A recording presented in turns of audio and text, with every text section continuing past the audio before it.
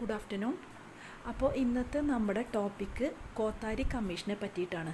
അപ്പോൾ നമുക്കറിയാവുന്നതുപോലെ തന്നെ നമ്മുടെ ഇപ്പോൾ ഇൻഡിപെൻഡൻസിന് ശേഷം നമ്മുടെ എഡ്യൂക്കേഷൻ്റെ കാര്യത്തിലൊക്കെ വളരെയധികം ബാക്കിലായിരുന്നു.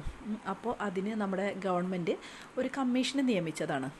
എഡ്യൂക്കേഷൻ കാര്യങ്ങളൊക്കെ ഒന്ന് കൂടിയിട്ട് എംഫസൈസ് ചെയ്യാൻ വേണ്ടിയിട്ട് ഒരു കമ്മീഷനെ നിയമിച്ചു.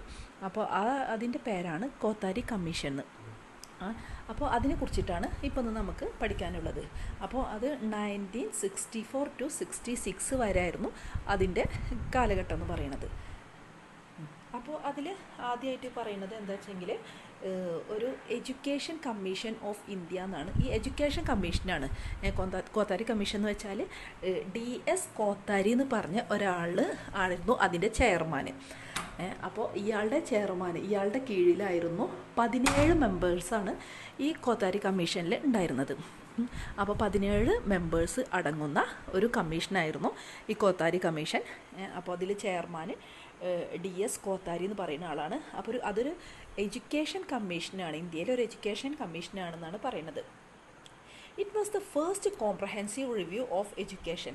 ഇൻഡിപെൻഡൻസ് ഇന്ത്യയിലെ ഫസ്റ്റ് ഒരു എഡ്യൂക്കേഷനിൽ ഒരു വലിയൊരു ടേണിംഗ് പോയിൻ്റ് എന്ന് തന്നെ പറയാം.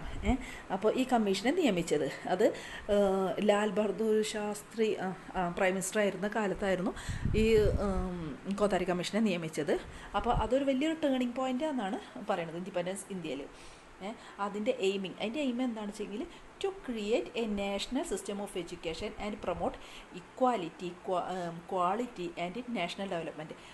രാജ്യത്തിൻ്റെ പുരോഗതിക്കും ക്വാളിറ്റി എഡ്യൂക്കേഷൻ അല്ലെങ്കിൽ ഇക്വാലിറ്റി, ഒരു സമത്വം, എല്ലായിടത്തും എല്ലാ കാര്യങ്ങളിലും സമത്വം ഉണ്ടാവുക, ഇതൊക്കെ ആയിരുന്നു അതിൽ പ്രധാനപ്പെട്ട എയിം എന്ന് വെച്ചാൽ. ഓക്കെ. പിന്നെ അതിൻ്റെ ഒബ്ജക്റ്റീവ് എന്താണ് എന്ന് വെച്ചാൽ to examine the entire education system in India and recommend improvements for all level. ഇപ്പോൾ പ്രൈമറി എഡ്യൂക്കേഷനിലായാലും ഹയർ സെക്കൻഡറി ഹയർ എഡ്യൂക്കേഷനിലായാലും ഒക്കെ ഒരു ഇമ്പ്രൂവ്മെൻറ്റ്, എല്ലാ ലെവലിലും ഒരു ഇമ്പ്രൂവ്മെൻറ്റ് ഉണ്ടാക്കുക. അപ്പോൾ അതൊക്കെയാണ് അതിൻ്റെ പ്രധാനപ്പെട്ട ഒബ്ജക്റ്റീവ് എന്ന് പറഞ്ഞാൽ. പിന്നെ കീ കുറച്ച് റെക്കമെൻഡേഷൻ ഈ കോത്താരി കമ്മീഷൻ കുറച്ച് റെക്കമെൻഡേഷൻസ് വെച്ചു. എന്തൊക്കെയാ വെച്ചെങ്കിൽ ഫസ്റ്റ് വൺ പറയുന്നത് സ്കൂൾ എഡ്യൂക്കേഷൻ. നമ്മൾ പറഞ്ഞ എഡ്യൂക്കേഷനെ കുറിച്ചിട്ടാണ് ഇവർ കൂടുതൽ എംഫസൈസ് ചെയ്യണമെന്ന് പറഞ്ഞു. അപ്പോൾ സ്കൂൾ എഡ്യൂക്കേഷനാണ് അതിൽ ഫസ്റ്റ് പോയിൻ്റ് ആയിട്ട് വരുന്നത്. The commission advocated for a common school system to ensure, നമ്മൾ നേരത്തെ അവിടെ പറഞ്ഞ പോലെ തന്നെ ക്വാളിറ്റി എഡ്യൂക്കേഷൻ, എല്ലാ ചിൽഡ്രനും ക്വാളിറ്റി എഡ്യൂക്കേഷൻ കൊടുക്കാൻ വേണ്ടിയിട്ട് ആണ് ഈ കമ്മീഷൻ ഫസ്റ്റ് അഡ്വക്കേറ്റ് ചെയ്തത്. പിന്നെ പറയുന്നത് it recommended A comprehensive curriculum that includes, ആ കരിക്കുലത്തിൽ എന്തൊക്കെ ഇൻക്ലൂഡ് ചെയ്തിട്ടുണ്ട്? Academics, arts and physical education. Academics കാര്യങ്ങളും പിന്നെ ആർട്സ് ഉണ്ട്, ഫിസിക്കൽ എഡ്യൂക്കേഷൻ, ഇതെല്ലാം ഇൻക്ലൂഡ് ചെയ്തിട്ടുള്ള ഒരു കരിക്കുലം വേണമെന്നാണ് ഈ കമ്മീഷൻ റെക്കമെൻഡ് ചെയ്തത്. പിന്നെ emphasises the importance of teacher training and professional development. പിന്നെ എന്തിനാണ് ഊന്നൽ കൊടുത്തത്? ടീച്ചർ ട്രെയിനിങ്ങിനും. കാരണം നല്ല ഒരു ട്രെയിൻ ചെയ്ത ടീച്ചേഴ്സ് ഉണ്ടെങ്കിലാണ് എഡ്യൂക്കേഷൻ ലെവൽ ഇമ്പ്രൂവ് ചെയ്യുള്ളൂ. അപ്പോൾ അതിനും കൂടിയിട്ടുള്ള എംഫസൈസ് ചെയ്തു. അപ്പോൾ emphasises the importance of teacher training and professional development. പിന്നെ നെക്സ്റ്റ് പോയിന്റ് പറയുന്നത് എന്താ വെച്ചെങ്കിൽ ഹയർ എഡ്യൂക്കേഷനാണ് പറയുന്നത്. ഹയർ എഡ്യൂക്കേഷനിൽ പറയുന്നത് Kothari commission emphasised the need to expand higher education access in urban and rural areas. Urban ഏരിയാസിലേക്കും റൂറൽ ഏരിയാസിലേക്കൊക്കെ എക്സ്പാൻഡ് ചെയ്യണം, ഹയർ എഡ്യൂക്കേഷൻ എക്സ്പാൻഡ് ചെയ്യണമെന്നാണ് പറയുന്നത്. പിന്നെ establishment of more colleges and universities. കുറച്ചും കൂടി കൂടുതലായിട്ട്, വളരെ കുറവായിരുന്നല്ലോ മുന്നേ, അന്നൊക്കെ എന്ന് വെച്ചാൽ വളരെ കുറവാകുമല്ലോ. അപ്പോൾ ഒന്നുകൂടി എസ്റ്റാബ്ലിഷ് ചെയ്യണം മോർ കോളേജസും യൂണിവേഴ്സിറ്റീസും ടു അക്കോമഡേറ്റ് ഗ്രോയിങ് ഡിമാൻഡ്. വളർന്നു വരുന്ന ആവശ്യങ്ങൾക്ക് അനുസരിച്ചിട്ട് കൂടുതൽ യൂണിവേഴ്സിറ്റീസും കോളേജസൊക്കെ എസ്റ്റാബ്ലിഷ് ചെയ്യണമെന്നാണ് അടുത്ത സജഷൻ ഉണ്ടായിരുന്നത്. പിന്നെ commission call the promotion of research and innovation in higher education institution. അപ്പോൾ റിസർച്ചിനും ഇന്നോവേഷനും ഒക്കെ ഒരു പ്രൊമോഷൻ കൊടുക്കണം. അതൊക്കെ ഈ എഡ്യൂക്കേഷൻ ഇമ്പ്രൂവ്മെൻറ്റ് ചെയ്യാനുള്ള ഭാഗമായിട്ടാണ് ഇവർ സജസ്റ്റ് ചെയ്തത്. പിന്നെ അടുത്തത് പറയുന്നത് വൊക്കേഷണൽ എഡ്യൂക്കേഷൻ ആൻഡ് ട്രെയിനിങ് എന്നാണ് നെക്സ്റ്റ് പറയുന്നത്. ഈ വൊക്കേഷണൽ എഡ്യൂക്കേഷൻ ആൻഡ് ട്രെയിനിങ്ങിൽ പറയുന്നത് നമ്മളത് വൊക്കേഷണൽ എഡ്യൂക്കേഷൻ എന്ന് വെച്ചാൽ തൊഴിലധിഷ്ഠിത കോഴ്സുകൾ കൊടുക്കണം എന്നാണ് പറയുന്നത്. അപ്പോൾ the commission recognised the need for vocational education to meet skilled lab demands. Skilled ആയിട്ടുള്ള ലാബ് ഡിമാൻഡ്സിനനുസരിച്ചിട്ട് ഒരു വൊക്കേഷണൽ എഡ്യൂക്കേഷൻ കൊടുക്കണം എന്നാണ് പറയുന്നത്. Integrating vocational training into the general educational system. ഈ ജനറൽ എഡ്യൂക്കേഷണൽ സിസ്റ്റത്തിലേക്ക് ഒരു ഇൻറ്റഗ്രേറ്റിംഗ് ആയിട്ടുള്ള ഒരു വൊക്കേഷണൽ ട്രെയിനിങ് തന്നെ അത്യാവശ്യമാണെന്നാണ് പറയുന്നത്. കാരണം വെറും വിദ്യാഭ്യാസം മാത്രം പോരാ, തൊഴിലധിഷ്ഠിത കോഴ്സുകൾ കൂടി കൊടുത്താലാണ് അതിൻ്റെ ഒരു ഡെവലപ്മെൻറ്റ് അല്ലെങ്കിൽ ഒരു പ്രോഗ്രസ് നമുക്ക് കിട്ടുള്ളൂ. അപ്പോൾ അതാണ് പറയുന്നത്. പിന്നെ ദിസ് ഇൻറ്റഗ്രേഷൻ വാസ് എയിംഡ്, എന്താണ് എയിം ചെയ്തിരിക്കുന്നത്?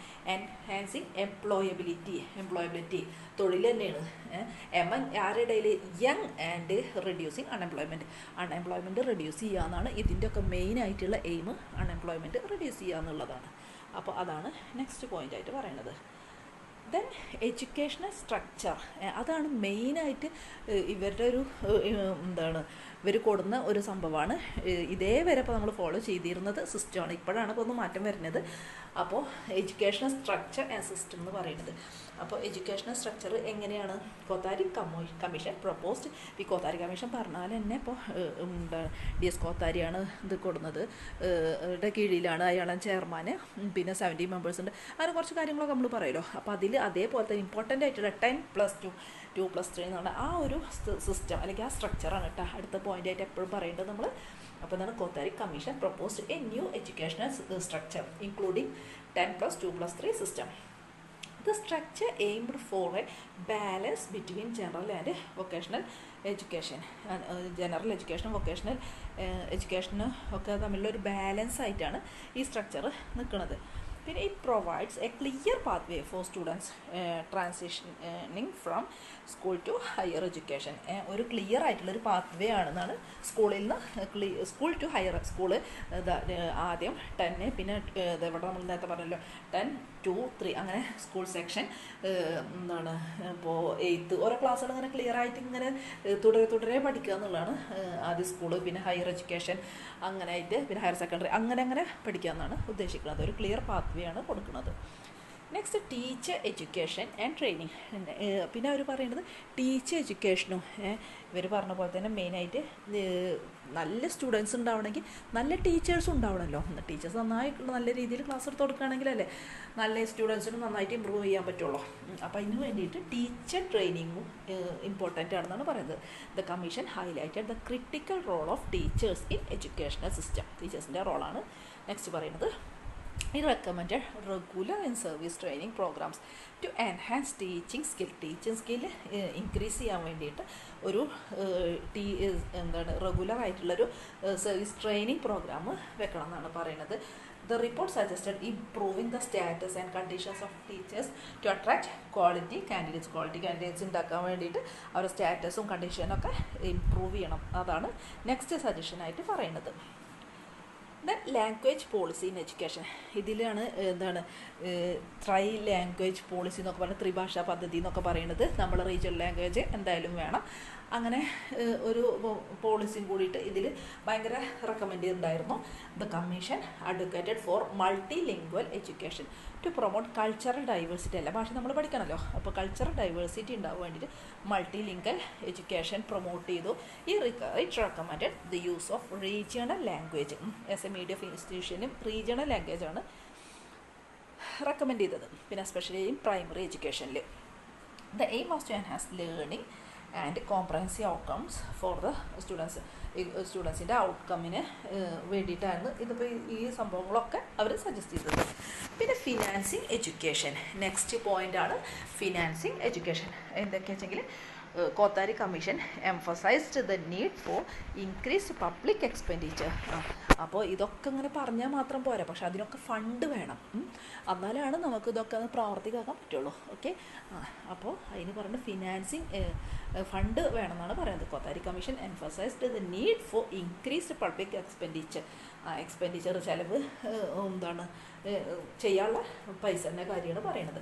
It recommended the establishment of national education fund to support to support educational initiatives. ഓരോ കാര്യങ്ങൾ ഇങ്ങനെ എഡ്യൂക്കേഷൻ്റെ ഭാഗമായിട്ട് നമുക്കൊരു സംഭവങ്ങളൊക്കെ തുടങ്ങേണ്ടി വരും. അപ്പോൾ അതിന് ഒരു സപ്പോർട്ടായിട്ട് ഫണ്ട് വേണമെന്നാണ് പറയുന്നത്. പിന്നെ the report urged the government to allocate at least 6% of GDP for education. 6% GDPയുടെ അല്ലെങ്കിൽ നമ്മുടെ നാഷണൽ ഇൻകത്തിൻ്റെ 6% ഇതിനായിട്ട് നമ്മൾ നീക്കി വെക്കണം. അപ്പോൾ ഇതൊക്കെയാണ് മെയിനായിട്ട് ഈ കോത്താരി കമ്മീഷൻ സജസ്റ്റ് ചെയ്തത്, അല്ലെങ്കിൽ അവർ റെക്കമെൻഡ് ചെയ്ത കാര്യങ്ങൾ. ഓക്കെ, ക്ലിയർ അല്ലേ? പിന്നെ എന്താണ് ഇമ്പാക്ട്സ് ഓർ കൺക്ലൂഷനായിട്ട് നമുക്ക് പറയുകയാണെങ്കിൽ പറയും, ഇതാണ് നമ്മുടെ basis for the national policy on education. 1968 വന്ന, മറ്റേത് 64 to 66 കോത്താരി കമ്മീഷൻ വന്നത്. അപ്പോൾ അവരുടെ ഒരു മെയിൻ റെക്കമെൻഡേഷൻ അല്ലെങ്കിൽ അതിൻ്റെ ഒരു അതിൻ്റെ ഭാഗമായിട്ടാണ് നാഷണൽ പോളിസി ഓൺ എഡ്യൂക്കേഷൻ 1968 വന്നത്. പിന്നെ establish a national system of education ensuring ഇക്വാലിറ്റിയും ഇക്വാലിറ്റിയും ഒക്കെ അവർ എസ്റ്റാബ്ലിഷ് ചെയ്തു. പിന്നെന്താണ്, enhanced teacher professionalism and language development. ടീച്ചറിന് നമ്മൾ പറഞ്ഞ ടീച്ചർ ട്രെയിനിങ് കൊടുക്കണം, പ്രൊഫഷണലാക്കണം, സ്റ്റാറ്റസ് കൂട്ടണം, അങ്ങനെയൊക്കെ പറഞ്ഞല്ലോ. അപ്പോൾ it enhance teacher professionalism and ലാംഗ്വേജിൻ്റെ കാര്യം പറഞ്ഞല്ലോ. ട്രെയിൻ ലാംഗ്വേജ്, ബൈലിംഗ്വൽ, മൾട്ടിലിംഗ്വൽ എന്നൊക്കെ പറഞ്ഞല്ലോ. മൾട്ടിലിംഗ്വൽ ലാംഗ്വേജാണ് സജസ്റ്റ് ചെയ്തത്, പ്രിഫർ ചെയ്തത് എന്നൊക്കെ. അപ്പോൾ അതൊക്കെയാണ് പറഞ്ഞത്. Strengthen the link between education and national progress. ഇത് ഇപ്പോൾ എഡ്യൂക്കേഷൻ ഉണ്ടായാലാണല്ലോ നല്ലൊരു തലമുറ ഉണ്ടാവുള്ളൂ, അല്ലെങ്കിൽ നാഷൻ്റെ പ്രോഗ്രസ് അല്ലെങ്കിൽ ഡെവലപ്മെൻറ്റ് ഉണ്ടാവുള്ളൂ. അപ്പോൾ ഇതിനൊക്കെ അത്യാവശ്യമാണ്. അപ്പോൾ നല്ലൊരു എഡ്യൂക്കേഷൻ കൊടുക്കുക, അതുവഴി നല്ലൊരു സൊസൈറ്റിയെ വാർത്തെടുക്കുക. അപ്പോൾ അതൊക്കെയായിരുന്നു ഈ കോത്താരി കമ്മീഷൻ്റെ മെയിനായിട്ടുള്ള സജഷൻസ് ആൻഡ് റെക്കമെൻഡേഷൻസ്. അപ്പോൾ ഇത്രയൊക്കെയാണ്. Okay, thank you.